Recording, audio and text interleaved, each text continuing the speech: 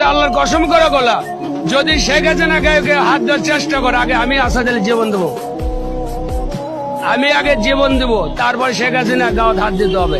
শেখ হাসিনা দেশে উন্নত করছে, ও আমাদের দেশের মাও। তাহলে একবার না তিনবার শেখ হাসিনাকে মারার প্ল্যান করছে। আল্লাহ যদি না মারে, জীবনে কেউ মারতে পারবো না।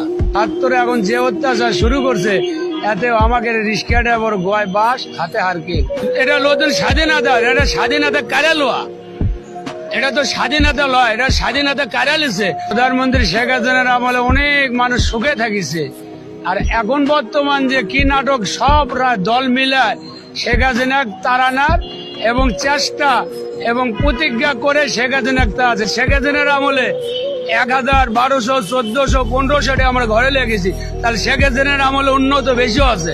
আগে ভালো ছিলাম, এখন তো আর আমরা ভালো নাই। কেন নাই?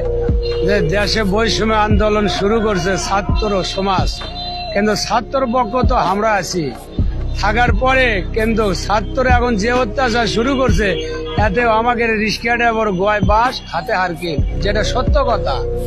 কারণ প্রধানমন্ত্রী শেখ হাসিনার আমলে অনেক মানুষ সুখে থাকিছে, আর এখন বর্তমান যে কি নাটক, সব দল মিলায় শেখ হাসিনা তাড়ানোর এবং চেষ্টা এবং প্রতিজ্ঞা করে শেখ হাসিনা আছে। শেখ হাসিনা যদি না তাড়াইতো,